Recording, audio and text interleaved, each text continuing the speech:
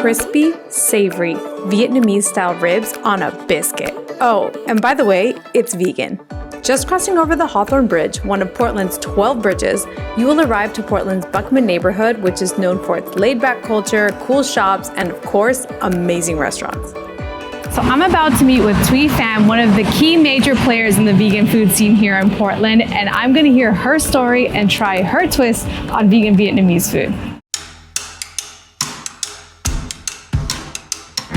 Portland, Oregon is one of the top vegan cities in the US, and the food has never been so diverse.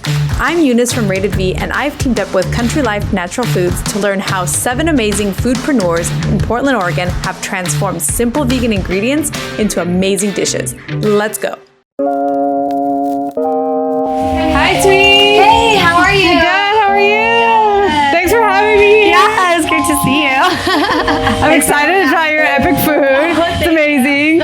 All the Instagram amazing food. So yes. So yeah, let's do this. Yeah, welcome. Come on in. So, okay, when I first found out about it, it was a pop-up at first. Yes. And it was during the pandemic. And all your Instagrammable food was just like blown up on my feed. And in the last year, it's like you've blown up and now you have you can have an actual restaurant. Like, tell me a bit about that story. Why you started even pop up now, then why restaurant and why vegan? Oh my gosh, that's a big question. It has a long answer. So I originally started Mama Dude to sell vegan pork belly. And I was doing that just to like make ends meet. I wasn't working as a hairstylist after we went into quarantine, and I just happened to like go on IG Live on my Instagram, on my personal, like my hair page and Instagram, my daughter and I making pork belly, and people loved it. And it gave me people were asking like, how do I buy this? And so it gave me the idea to like start slanging pork belly. And it was just gonna be like this part-time thing. But I had so many orders my first week, like I couldn't handle it in my home kitchen. Right. And so I Googled, I talked to my sister, I was like, I think I need to like find a kitchen, I need to do this legit. And she like helped me create, you know, the branding, and we started an Instagram account and just started like, I had already had content of myself cooking, and so I just started throwing it on there and started tagging away. I Googled how to like start a food business, and it like, the first thing was find a commissary kitchen. So then I Googled commissary kitchen. Which isn't it crazy though? Like once you have an idea and you just use what you have and just go for it. Yeah. Like, because sometimes if you start planning beforehand, you psych yourself and you're like, this is just too much, I don't want to do it. It was literally just like, I just jumped into it. I was like, this is how I want to do it. How do I execute? And then we created a website. I launched pre-orders for my first pop-up, and I launched it on Thursday with the expectation that like by Saturday, hopefully people would buy. Well, the pop-up sold out on pre-orders in like 6 hours. Like so many people were like, oh, I'm still trying to order. Are you already sold out? And I was like, okay. So I went and tried to source some more ingredients, and I dropped another like 100 portions. And it sold out again. And so like my first pop-up we did 300 portions of food. Your very first sale ever. My very first pop-up, and it just kind of went from there. My grand opening day was the 5th service that I had ever done in my life. Vegan Vietnamese food, because you're Vietnamese, so I'm assuming that part of the inspiration comes from that, but like why was that so important to you to do vegan Well, one, because I'm Vietnamese. If I'm gonna cook some food, I'm gonna cook Vietnamese food. It's a way to honor my heritage and my culture. Why am I gonna go cook someone else's culture's food when I have my own to like share and explore and love? Actually, at the time I was vegetarian. And I didn't become fully vegan until I started Mama Dude, because I was cooking so much vegan food and just eating my own food. And I was like, wait a minute, I guess I'm vegan now because I haven't consumed any dairy or eggs in forever. It's like when you get to enjoy like foods that you like, and have like robust flavors, you don't miss like the animal products. And there's such a rich like vegan history within like Vietnamese cuisine that like I just felt like this is a great opportunity to share the history of like. Do you mind sharing a bit of the history? Like, well, I mean, veganism in Vietnam really stems from like Buddhism. Right, And before Western colonization of Vietnam, Buddhism was really strongly prevalent, and the introduction of like Western cuisine really, I think, increased the consumption of like animal products in like Vietnamese food. But like when you go to like a Buddhist temple, they're taking like bean curds and tofu skins and using that to make mock meats. And that's how I learned to make pork belly, was to watch YouTube videos of Vietnamese Buddhist monks making it.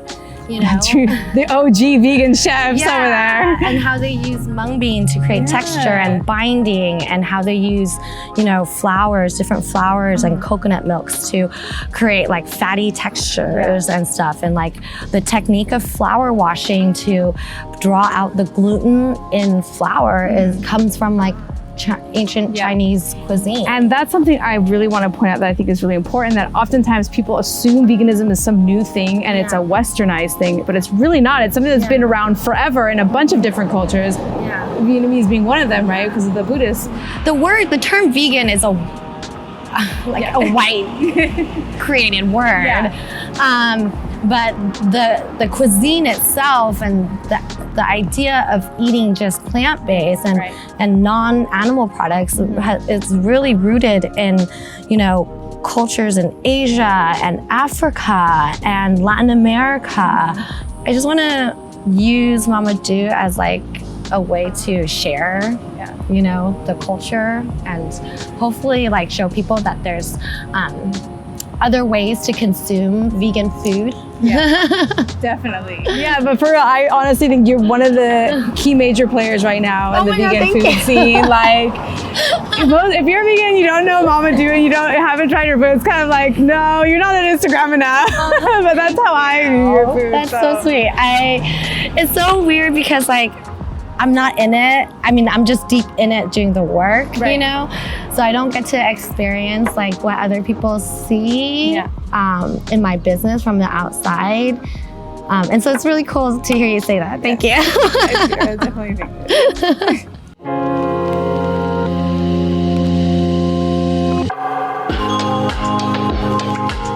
So Thuy, thank you for bringing this amazing spread. What do I have here? Well, let's start, I guess, starting from your end. These are smoked mushrooms. Oyster mushrooms, right? They are oyster mushrooms.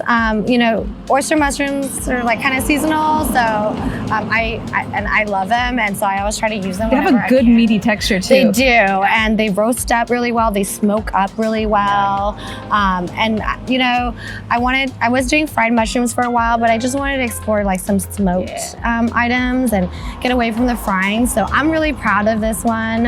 It's got a really rich, meaty flavor to it. And it's served with our kimchi aioli, which is aquafaba based aioli, so there's no soy in it. And then also fried shallots, scallion oil, and a little cilantro.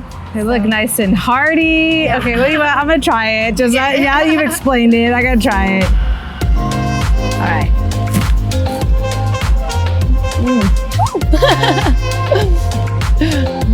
Not over. Another thing I really like about the oyster mushrooms is it's like light and healthier as opposed to like traditional meat. Like that stuff will sit heavy for a while, and that's you get the texture of the meat, but you don't have the side effects. Absolutely. Which is nice. Yeah, you don't feel sluggish afterwards. Exactly. And I use kale kimchi. I make a kale kimchi, and so I love like having fermented veggies in my food. For your gut. Yeah, it's great for your gut. Great probiotics. So you get flavor and health. Yes, that's the best part of vegan food. It's possible. So what is this? This looks amazing. This is a biscuit sandwich. It's a pandan biscuit. I have a secret. Well, it's not so secret anymore, but I have a love affair with biscuits, and I love a good biscuit. I love a good freaking biscuit, and I love pandan, and we do a lot of like Vietnamese like pandan breads and stuff, but I've never seen anybody do like a pandan biscuit. And I haven't until now either. I was like, I'm gonna do pandan biscuit. So for those who don't know what pandan is, can you explain what pandan is? So pandan comes in a leaf form, and it's an aromatic. People in Asia will cook it down and use it for flavoring and desserts, but I also like using it in savory dishes. And it has a flavor profile that's very similar to coconut, but it's just the slightest bit brighter. Yeah. And this here in the biscuit, I have a house-made riblet that I make it myself in-house, and it's a gluten-free riblet. And then it's stuffed in here in the biscuit with fresh sliced cucumbers.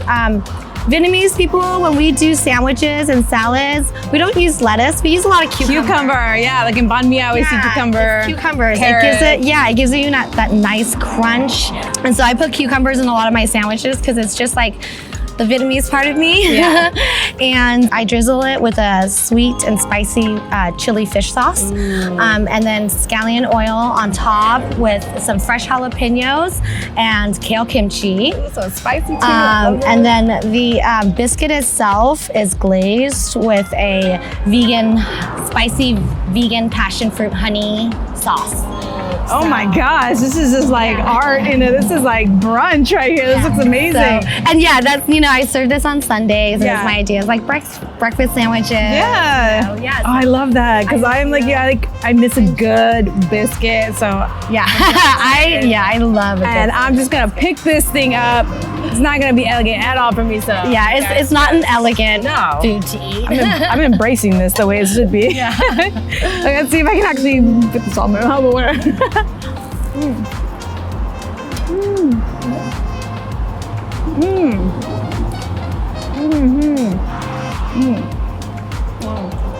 Yeah, the biscuits, I love the biscuit. That crispy crust on this rib is so good. It has like that caramelization, and it goes so well with the fluffy biscuit, and like, I like the crunch. Thank you. This just works really well together. I cannot wait to I'm gonna finish this before, I'm gonna first, try the rest of it, but I'm gonna devour this.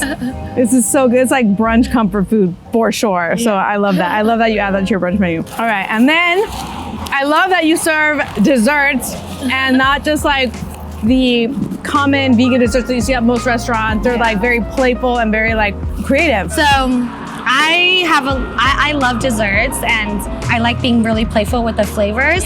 And so this is a pineapple cake. This, instead of frosting, we did a coconut ginger flan. That sounds amazing. And then it's layered with a coconut whip frosting. So really light, but you still get that creaminess that like a frosting would give you, but it's much lighter. And I feel like it just pairs really well with the pineapple cake. And then we'll have toasted shredded coconut on top, and then some cinnamon. It looks amazing. It's calling everything. If you had me at pineapple and flan, that's enough for me to be like, yeah, I want to try this. Yeah, so I hope you enjoy it.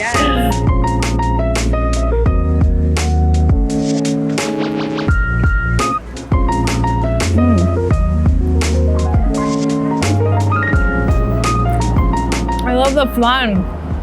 It is lighter than like a buttercream frosting, which is nice, but you get the creaminess. What was the tanginess that's in the, what was on the flan? It's a coconut ginger flan. Coconut, that's what, oh my gosh, it's just so good. Okay, and then last but not least, we got the whoopie pie. Yeah, so last but not least, we have the whoopie pie. I do a lot of varying different flavors of whoopie pies. I love whoopie pies. It's like cake to go. So we've got a mango cookie. And in between there, you've got lychee frosting. And inside of it, you also have a mango jam. And it's topped with rainbow sprinkles and a candied lychee. Oh my gosh, everything. It's super tropical. It sounds amazing. So this is our mango lychee whoopie pie. Okay. Gotta do that. Look at that. Look at this. It's filled to perfection. I always want to take it straight from the middle because I need to get everything. Okay.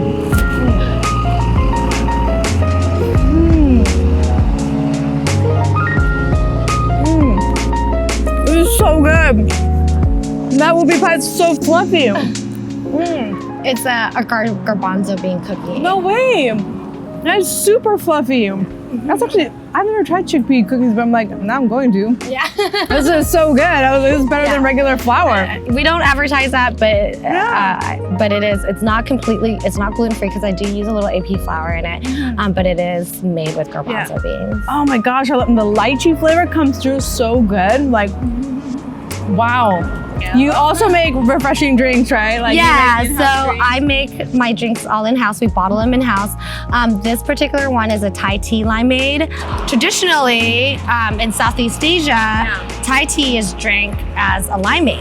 Oh, I didn't know that. Because lemons don't grow in Vietnam. Like, we don't have lemons over there. We have limes. Right. And so we make limeade. I've never been able to really find Thai tea limeades. I've never heard of it until anywhere. now. And so when the opportunity came up, I was like, I want to make a Thai tea limeade.